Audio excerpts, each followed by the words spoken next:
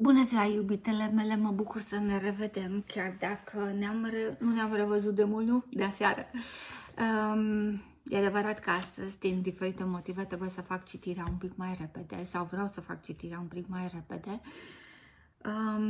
Astăzi avem o zi cu număr de 7, un număr considerat mistic de foarte multe popoare, de foarte multe religii, încă din antichitate. Hai să ne gândim doar la câteva lucruri și la câteva aspecte legate de numărul 7. 7 minuni ale lumii antice, 7 minuni ale lumii moderne. Dumnezeu a creat lumea într-o săptămână, în 6 zile, și a 7-a și-a dedicat-o odihnei, de exemplu. Chiar felul în care scriem numărul 7 pe hârtie, cu o linie verticală și una orizontală care se unesc într-un punct, înseamnă unirea noastră ca oameni, care pe verticală cu cerurile de fapt și cu divinitatea care se află orizontal deasupra capetelor noastre. Deci, gândiți-vă ce aveți voi în comun cu numărul 7, eventual data nașterii, ora nașterii, ziua nașterii, voi și partenerul vostru de viață. Am să încep cu vibrațiile acestei zile, care sunt legate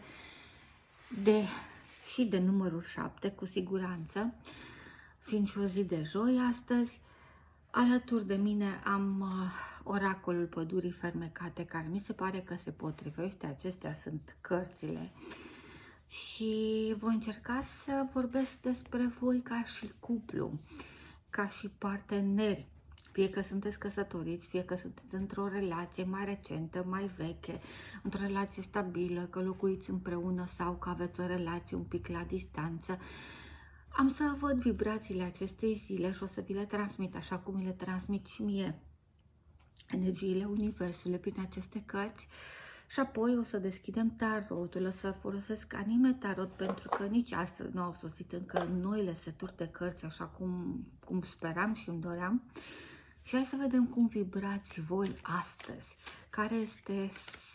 care sunt sentimentele dintre voi, cum vă mai simțiți, cum ați dormit.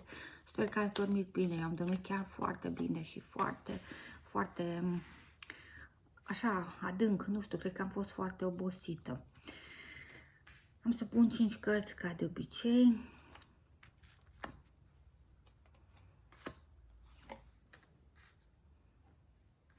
Ok, hai să vedem. Cum vibrați voi astăzi? Prima carte care mi-a apărut este cartea așa numite libertăți, Freiheit, cartea libertății. Știți ce înseamnă asta? Vedeți aici un vultur care zboară peste piscuri. Înseamnă că voi doi aveți o situație strânsă, voi doi aveți o legătură strânsă. Voi doi vă simțiți extrem de confortabil și extrem de bine unul cu celălalt.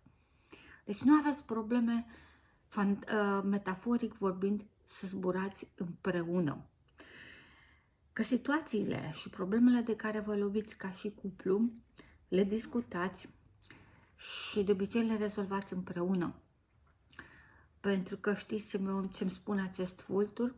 Că întotdeauna situația privită de sus, și mai ales de 4 ochi decât 2, este mult mai bine vizibilă decât privită de jos, acolo unde problemele sunt în apropierea noastră. Și vorbeam de această zi de 7 și de faptul că noi suntem bipezi, suntem pe verticale și avem o legătură directă cu divinitatea, dacă ne gândim la forma numărului 7.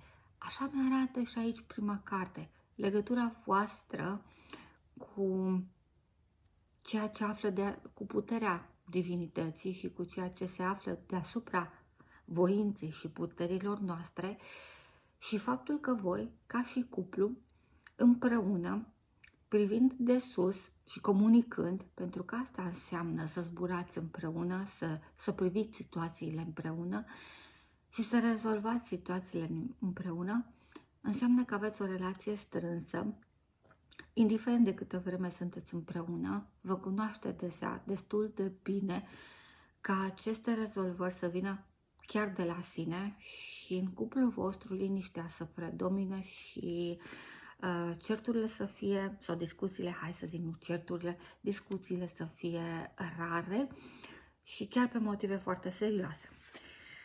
Ceva apropiat.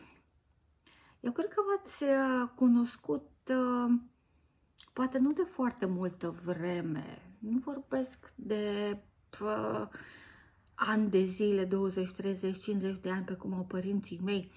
Eu cred că sunteți un cuplu relativ tânăr, un cuplu însă care își cunoaște prioritățile și un cuplu care vibrează foarte, foarte bine împreună. Voi trăiți momente de bucurie împreună, precum această pasăre colibri. Tu ești floarea, el te vede pe tine ca o floare în viața lui, ca o floare de această culoare care îi aduce bucurie. Tu, frumoasa mea, ești bucuria vieții lui, iar el se simte ca o pasăre liberă. Este a doua pasăre care mi-apare în relația voastră. Ceea ce vă creează amândurora senzații de bucurie, momente fericite împreună și poate și de aici înțelegerea și relația strânsă pe care o aveți. Hai să vedem care sunt dorințele voastre ca și cuplu pe viitor. Mi-a apărut această carte. Este cartea Cascadei și a Curcubeului. Eu cred că tot ceea ce această relație strânsă dintre voi și care vă creează sentimente bune, colaborați foarte bine, comunicați foarte bine, vă înțelegeți pe majoritatea planurilor foarte bine, problemele vi le rezolvați împreună pentru că le discutați. Eu cred că aveți o dorință ascunsă, o dorință așa, este cartea minunii care, dacă se întâmplă, vă completează relația și s-ar putea să fie ca o minune în viața voastră. Știți, lucrul la care mi-a trecut acum prin cap și care ar putea fi dorința voastră, să vă măriți familia și să aveți copii împreună, dacă nu-i aveți încă, iar dacă aveți deja, să mai aveți un al doilea, un al treilea copil și care, probabil din diferite motive, încă nu a venit, dar voi vi-l doriți și apariția sa ar fi ca o minune în viața voastră și ar completa pe deplin relația voastră strânsă, relația voastră fericită, căsătoria voastră reușită de până acum. Așa mi se arată. Hai să vedem cu ce vă poate ajuta divinitatea. Ei, divinitatea îmi arată cartea toamnei. Divinitatea îmi spune că au fost ceva probleme, motive pentru care voi nu ați putut avea copii sau nu ați putut avea un al doilea, al treilea copil, așa cum probabil vă doriți, acea minune a vieții voastre, și ca această minune a vieții voastre să apară, trebuie să lăsați în spate anumite obstacole. Nu știu, poate ați fost stresați în ultima vreme, poate ați fost foarte ocupați la servici, poate au existat chiar probleme de sănătate. N-ar fi rău să vă faceți un control medical dacă mergem în această direcție. Este cartea care vă spune că să lăsați frunzele vechi să cadă și sentimente noi, situații noi, să le dați posibilitatea să apară și să se creeze în viața voastră. Deci ați fost așa, ca într-o perioadă de toamnă în viața voastră, ceea ce privește această minune și nu știu de ce am avut un sentiment că vă doriți un copil sau vă doriți încă un copil dacă aveți deja unul. Dar pentru a avea acest copil, poate aveți nevoie de puțin ajutor, poate aveți puțin nevoie de tratament, poate aveți nevoie de un doctor care să vă dea un sfat bun, poate aveți nevoie de mai puțin stres, de mai puțină muncă, poate aveți nevoie să lăsați în spate tot ceea ce vă apasă, sufletește, trupește, ca să vă dați vouă timp, să vă găsiți timp pentru voi. Și atunci lucrurile vor veni de la sine și în planul acesta. Să vă gândiți bine ce vă preocupă în acest moment. Lucrați foarte mult, nu petreceți destul de mult timp împreună, nu sunteți destul de relaxați. Și, cum am spus, poate n-ar fi rău să cereți și sfatul unui medic. Cu ce vă poate ajuta anturajul? Păi și medicul poate face parte din anturajul vostru. Mi-a părut cartea bufniței. Înseamnă înțelepciune.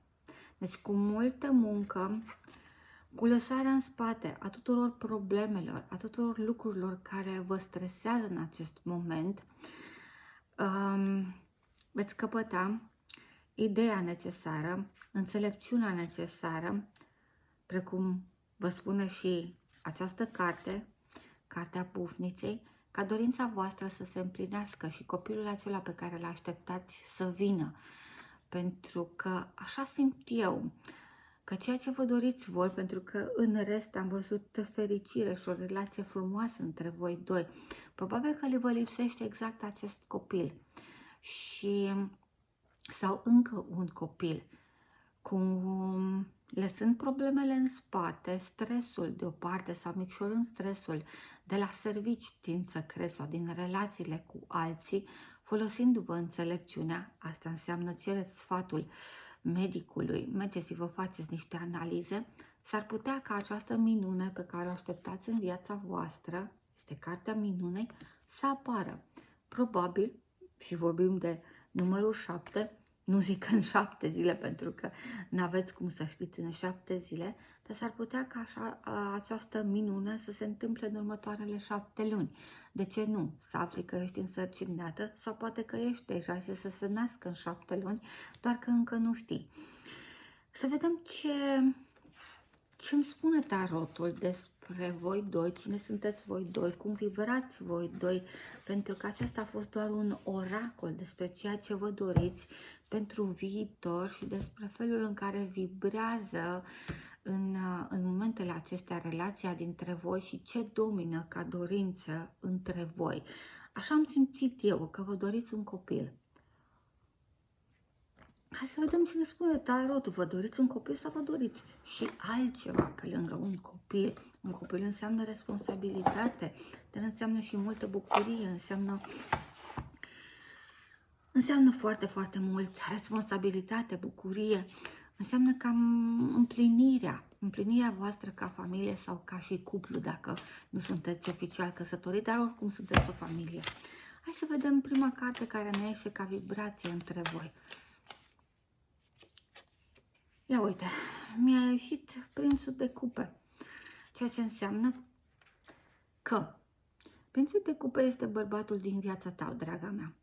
Acest bărbat este omul tău, este un bărbat tânăr, sau cel puțin de vârstă medie, nu mai în vârstă, un bărbat energic, puternic, care, uite așa, în zbor. Este, cred că, a 3-a oară când îmi apare, dar a 4-a oară când îmi apare pasărea.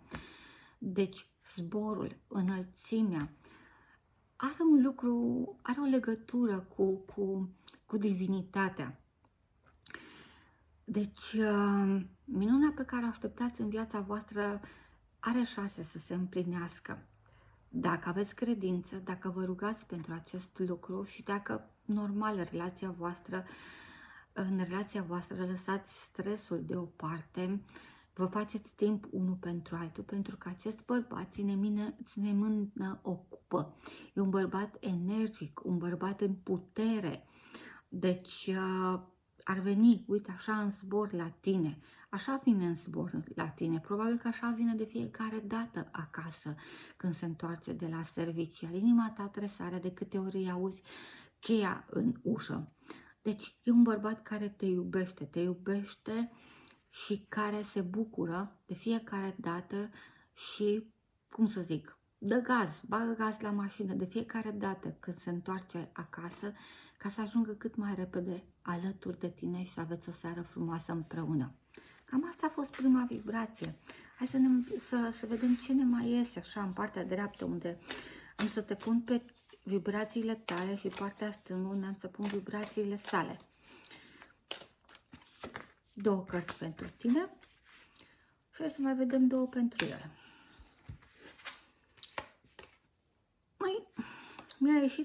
Mi-au ieșit cartea 6 de monede și cartea Hierofantului. Hierofantul vă transmite o veste Deci voi sunteți, tu ești o femeie generoasă, o femeie care face carieră. O femeie echilibrată și inteligentă, dar care face carieră și tind să cred că mare parte a dorința voastră nu s-a împlinit încă pentru că nu prea ai avut timp să lași stresul de la servici deoparte și să petreci momente și clipe extraordinare cu bărbatul care, uite, așa se întoarce acasă de fiecare dată. Și tu ești o femeie echilibrată, am spus, cu picioarele pe pământ, o femeie de carieră, o femeie inteligentă, o femeie intelectuală, o femeie care face foarte mulți bani, o femeie care dă bani, dar îi dă cu măsură. Adică te văd pe tine ca o femeie căreia nu i s-a împlinit dorința pentru că s-a concentrat foarte mult și se concentrează foarte mult în continuare. Te concentrezi poate prea mult asupra carierei. Prea mult vrei să faci dreptate celorlalți, prea mult vrei să fii pe placul celorlalți. Când trebuie să te gândești în primul rând la familia ta, la bărbatul din viața ta și la dorința voastră pe care o aveți, pentru că ea este realizabilă. Iar alături de tine mi-apare Hierofantul. Hierofantul care de obicei dă lecții de viață. Eu văd acest hierofant nu neapărat ca pe un preot, care neapărat îți spune că divinitatea îți va face acest cadou. Da, o va face, dar o va face cu ajutorul vostru. Deci nu-ți poate dărui un copil dacă tu nu te implici în acest lucru. Și Hierofantul cred că îți atrage atenția tocmai asupra acestui fapt. Lasă un pic mai moale treaba cu munca, muncește mai puțin, dă-ți timp pentru tine, dă-ți timp să te relaxezi, ia-ți un concediu, fă ceva în direcția acelui bărbat care te iubește și care se grăbește să se întoarcă acasă în fiecare seară. Ridică mâna și spune: ascultă-mă, ascultă-mă și o să fie bine, o să ți se împlinească ceea ce tu îți dorești. Hai să văd ce vrea bărbatul ăsta de la tine. Păi, ce să vă spun eu? Ia uitați ce cărți mi-au ieșit. Mi-arată același lucru, că el este un bărbat puternic, hotărât, dar care are o afacere, acest bărbat, și care se întoarce seara acasă. Și cred că de asta dă viteză la mașină, pentru că e târziu, e mereu târziu. El te iubește, vrea să fie cu tine, dar lucrează până târziu. E un om, vedeți aici grânele, prosper, ține moneda în mână, este regele de monede, este regele care face bani, este omul care aduce și el bani acasă, sunteți doi oameni de carieră, dar în sinea lui ce își dorește? Își dorește o familie, este cartea casei și a familiei, voi doi vă iubiți. Dragostea voastră stă sub semnul cubeului și a 10 cupe, care înseamnă foarte, foarte multă dragoste. Ce vă doriți voi pe viitor? Uite, așa o familie, voi doi și cel puțin doi copii în această familie. Probabil că unul l-aveți și l-așteptați sau îl doriți pe al doilea, sau încă nu aveți niciunul, dar vă doriți acest lucru. Aveți casa, aveți dragostea, aveți fericire și bunăstare. Bunăstare, da? Ce vă mai doriți, tot ce vă mai lipsește este familia, să vă completați familia cu un copil, iar acest lucru își dorește și el. Deci vă doriți același lucru.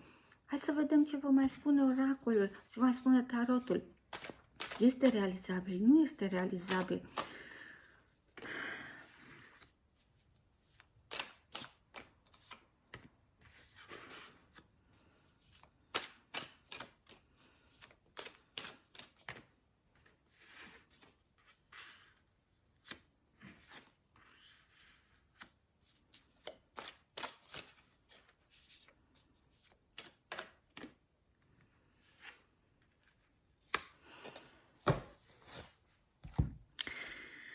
Mi-a părut noul de bâte.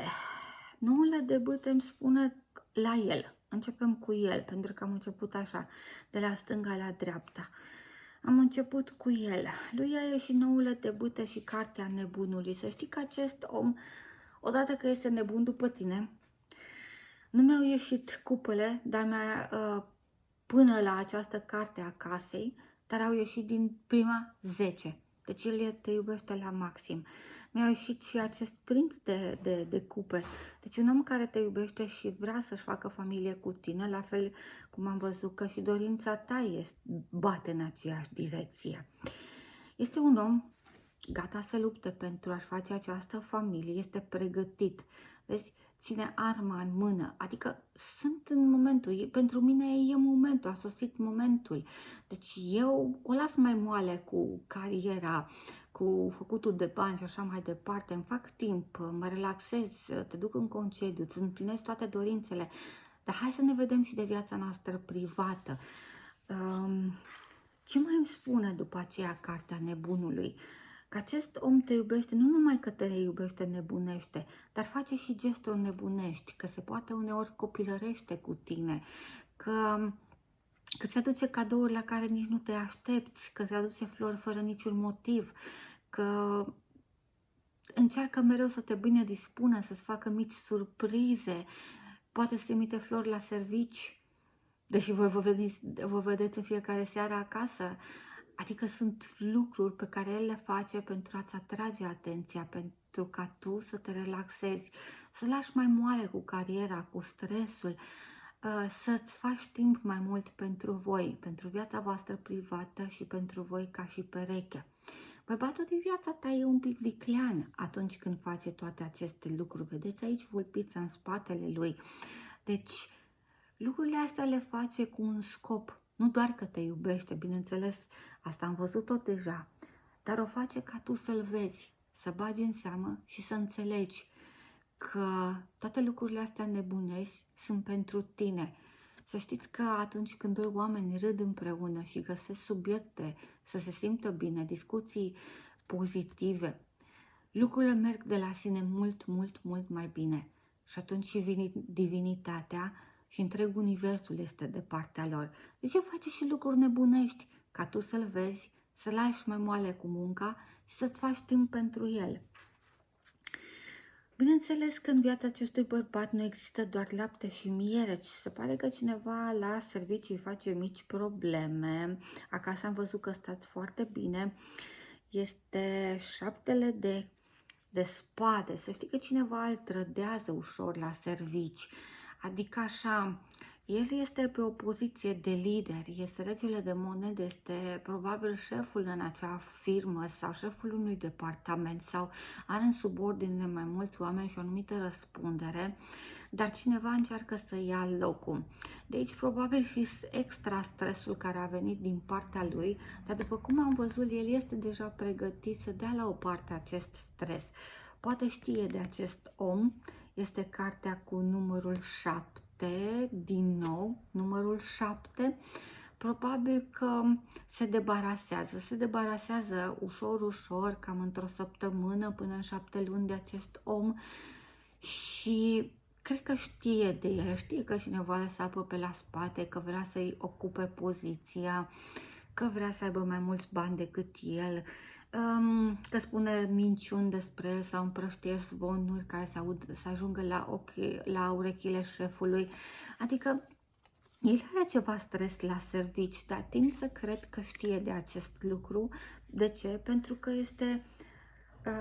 este gata și pregătit să lasă stresul deoparte, să nu se mai concentreze asupra acestui bărbat, ci să se concentreze asupra ta și asupra dorinței din viața voastră. Și tind să cred că știe de acest lucru pentru că mi-apare cartea cu numărul 10 de bâte, adică a avut o discuție cu acest bărbat, un mic conflict. Nu mă refer așa la a lua bătaie și a se lovi cu bâtele cu acel bărbat, dar să știi că discuția a avut loc, fie cu acel bărbat, fie cu șeful și lucrurile încep să se clarifice și pe acest plan. Văd cartea conflictului, se pare că bărbatul cu care a avut această discuție și care îl cam sapă pe la spate așa, îi cam fură armele, îi cam fură ideile și îi le prezintă înaintea lui șefului. pentru el nu mai reprezintă o problemă, el și-a atins celul, a ajuns la acel nivel de maturitate intelectuală și financiară, stabilitate financiară, în care acest conflict nu-i mai este de niciun folos, vrea să-l aplaneze și cred că l-a și aplanat. De ce spun asta? Pentru că alături de el mi apare regele de cupe. Deci, în sfârșit, apare regele de cupe. Regele de cupe este un coleg sau un prieten cam de vârsta lui care l-a ajutat să aplaneze acest conflict. Pentru că regele de cupe este regele dragostei, este regele păcii, este regele sentimentelor pozitive și cred că acest bărbat l-a sfătuit și i-a spus, dacă vrei să-ți faci familie cu femeia pe care o iubești și cu care ești de atâta vreme și vrei ca acel copil să apară în viața voastră, minunea vieții voastre, ei, dă deoparte obstacolele, relaxează-te, nu mai avea conflicte cu acest bărbat, nu mai băga în seamă, tu ai ajuns la acel nivel la care nu mai ai nevoie să dovedești nimic, faci bani, ai o poziție de lider, te simți bine acolo unde ești apreciat, nu ai nevoie de aceste discuții, nu le băga în seamă, nu băga în seamă zvonurile care sunt în jurul tău. Încearcă să ai o relație amicală cu cei cu care lucrezi sau cu cei cu care vii în contact, partenerii de afaceri, vecinii, prietenii. Nu te afla în conflict cu ei, pentru că acest lucru te stresează și tu vrei să vii, uite așa, acasă, plin de iubire, în viteză, ca să-ți întâlnești, să-ți reîntâlnești în fiecare seară, ca și când ai vedea-o pentru prima dată pe femeia pe care o iubești. Pentru că îți dorești cu ea ce? O familie. Sunteți deja într-o casă, vă iubiți la maxim, în armonie, dar aveți nevoie de liniște și de puțin stres și mai puțină muncă, timp pentru voi, iubire, ca această iubire să se concretizeze și copilul acela pe care vi-l doriți să apară. Hai să vedem ce vă mai spune oracolul Angelinei. Când și cum? Să știți că sunt foarte multe cupluri care au astfel de probleme și în majoritatea cazurilor este vorba de acel hormon al stresului, de cortizon, de prolactină, hormoni ai stresului care nu fac altceva decât să împiedice împlinirea unei astfel de dorințe. Deci poate ar fi bine, cum am spus, să mergeți și la un doctor, să cereți și părerea unui specialist și de ce nu, să vedem ce se întâmplă. Ce îmi spune oracolul? Că acest bărbat, cum am spus, este pregătit în primul rând pentru tine. Este cartea lunii. Acest bărbat se află în această legătură cu tine, vezi? Este legat de lună, este legat printr-o soare. Acest bărbat ți-ar aduce luna de pe cer, atât de mult te iubește și atât de mult și atât de puternic se simte în apropierea ta, încât ți-ar aduce și luna de pe cer. Simte că o poate face dacă și tu îți dorești acest lucru și colaborezi cu el în aceeași direcție. Și eu v-am văzut ca pe un cuplu fericit, care nu aveți probleme majore decât cele normale în orice cuplu și ar fi păcat ca el să nu-ți aducă, metaforic vorbind, luna de pe cer, dacă tu asta îți dorești. Și luna de pe cer țin să cred că este tocmai acel copil pe care voi vi-l doriți împreună. El se poartă nebunește și dorește această familie, îți face ție tot felul de surprize, pentru că mi-a apărut cartea artificiilor alături de cartea nebunului. Adică surprizele astea sunt precum artificiile, vin pe neașteptate, vin colorate, vin frumoase, durează puțin, dar îți dau ție acele momente de bucurie, acele momente frumoase pe care le puteți petrece împreună, pe care le-am văzut și la cartea cu colibri și acea frumoasă floare de culoare roz, adică îți creează ție noi șanse să te bucuri de viață, să te bucuri de momentele petrecute împreună cu el. E așa, să faceți împreună câteodată timp pentru voi, ca și când ar fi revelionul. De ce nu? O cină romantică în doi, o cină cu lumânări, cu muzică în surdină, să petreceți împreună timp și să nu crezi că acesta este chiar un lucru nebunesc. O puteți face acasă și nu la restaurant, ci să fiți în intimitatea voastră. Cum a scăpat el de trădătorul ăsta care făcea probleme la servici? Păi eu cred că șeful nu a băgat în seamă zvonurile pe care le-a auzit. Probabil că acest bărbat face chestia asta cu mulți alții din firmă. Aici avem cartea cavalerului, tind să cred că este un bărbat matur, poate fi șeful lui, stabil în poziția sa, care luptă și protejează angajații săi și care nu cred că a luat în seamă bârfele acestui mic trădător, să spun așa, care a încercat să-l sape pe la spate și care a creat un pic de stres în ultima vreme. Deci, el are susținere la servici. În momentul de față, de asta simt că este pregătit pentru a merge mai departe și a face următorul pas cu tine, deci aș crea acea familie pe care vă doriți voi amândoi. Hai să vedem la tine ce mi se arată. Asta a fost energia dintre voi, așa un pic, și energia lui. Hai să vedem ce mi se arată la tine. Mi se arată că acest om îți face complimente. Că aceste complimente sunt așa, precum lumina lumânării în noapte, adică îți luminează sufletul, îți face complimente pentru suflet. Nu cred că îți aduce cadouri din acelea, diamante, aur și așa mai departe, sau mașini scumpe sau alte lucruri foarte, foarte scumpe ca să te facă fericită.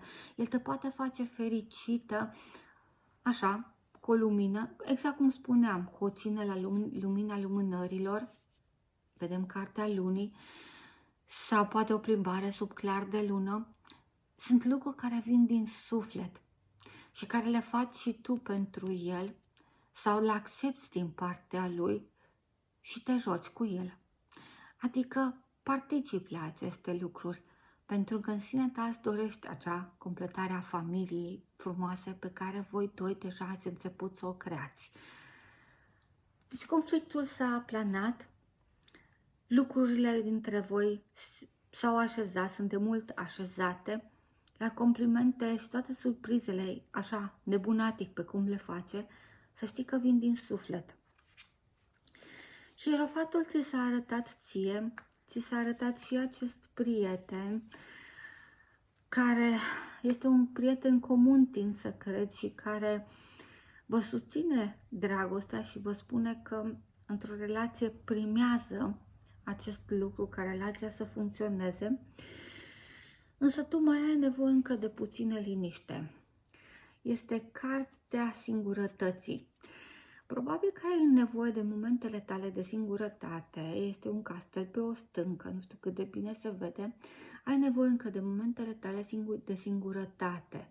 De singurătate nu așa că pleci o săptămână de acasă și îl lași singur, dar ai nevoie probabil ca uneori să-ți iei ora ta de relaxare, de liniște, să fii singură cu gândurile tale, să-ți planifici clar când, ce și cum și să-i accepti acestui bărbat surprizele, momentele pe care ți le creează, pentru că el nu-și dorește decât același lucru ca tine. Să vă măriți familia, să apară copilul, minunea din viața voastră, așa cum îți dorești și tu, dar se pare că pentru tine nu a sosit chiar acum momentul.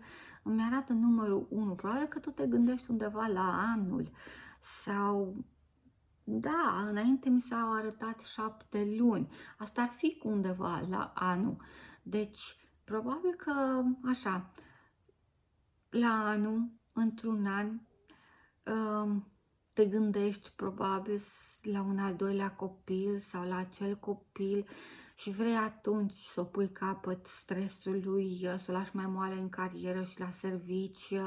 Până atunci tu te gândești, îți iei momentele tale de liniște și trebuie să te gândești, vrei să analizezi foarte clar situația, ce-ți mai poate ea aduce. Particip însă la jocul lui și te bucur de fiecare moment de sinceritate și de bucurie pe care el ți-l creează. Stresul din viața lui de la serviciu, am văzut că cu ajutorul acestui bărbat care apare sub forma unui cavaler a dispărut. Că aceste complimente și bucurii ți le face, tu le vezi ca pe o lumânare, ca pe o lumină în noapte, în viața ta, deci îți aduc, au scopul lor și au atins scopul lor, dar tu ai încă timp să te gândești, tu ai nevoie de acest timp să te gândești.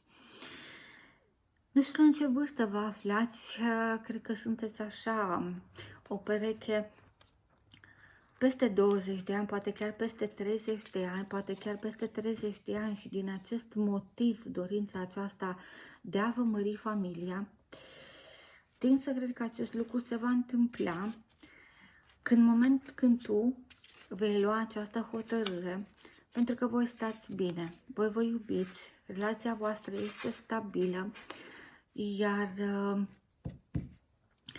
minunea din viața voastră va apărea atunci când tu îți vei găsi liniștea. Sunt secret ca între 7 luni până într-un an acest lucru se va întâmpla, cu condiții am spus.